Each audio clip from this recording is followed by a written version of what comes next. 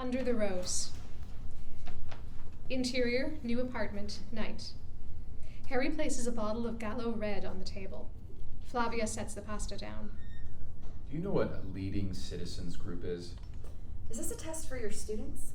It's 2 rabbis, 2 ministers, a Catholic priest, and the the headmaster of that private school near the church.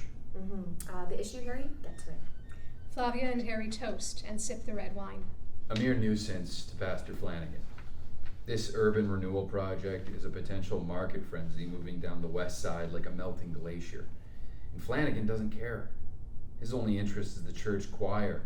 The city's plan is to displace thousands of residents from this aging neighborhood, but doesn't seem to provide for their return. Just like Hell's Kitchen, boot out the poor. I'm not buying their con with their citizens groupie shit just so that they can get on with their real agenda. Real estate. Harry drinks his wine and pours another glass for himself and tops off Flavia's. I sent a letter to the city planning consultant asking, how can I explain this urban renewal plan to my working class Puerto Rican parishioners? I got an answer.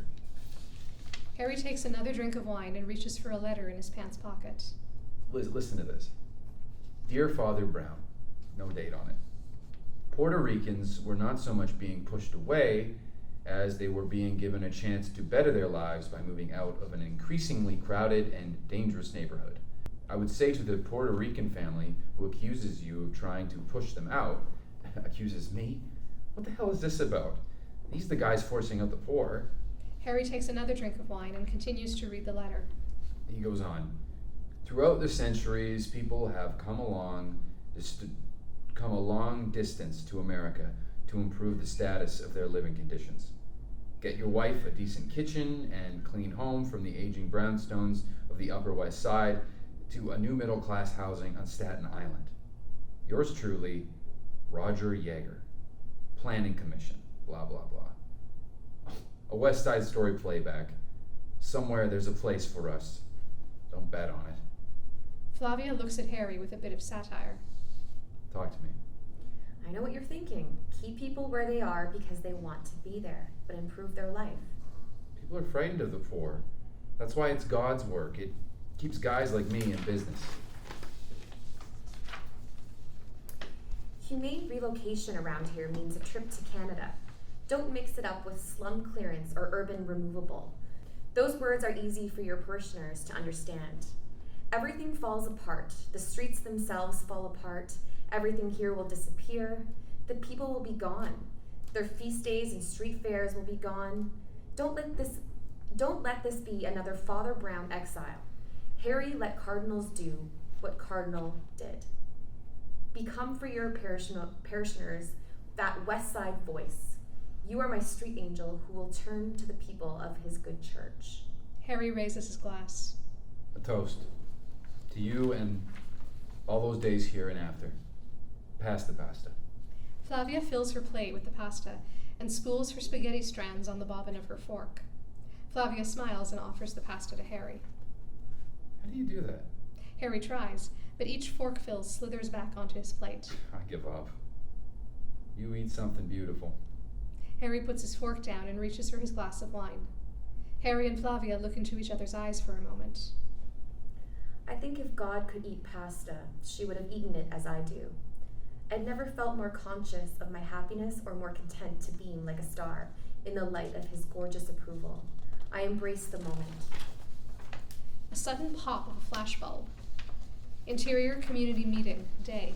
A press photographer, 25, flashes a photo of Father Harry in conversation with several local parishioners and a couple of nuns.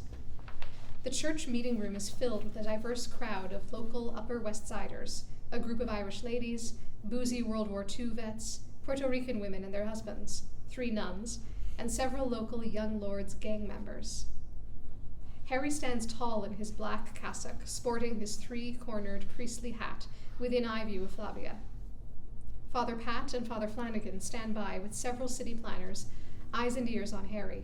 Father Pat and Father Flanagan in Harry's eye view. Harry finds his way through the crowd and joins Father Pat and Father Flanagan. Flavia takes her place at the entrance, handing out glossy urban renewal prospectus to the crowd. Pretty good show, Harry. You're faithfully here to find out what the hell is humane relocation. By the way, what the hell is it? It's a con job, Mike. It makes the city guys look progressive so the developers can get on with their agenda. Real estate. We just can't stand by. Where are these people gonna go? We gotta stop the glacier. Harry sets his eyes on Flavia, who stands at the door. Once or twice he caught my eye and smiled.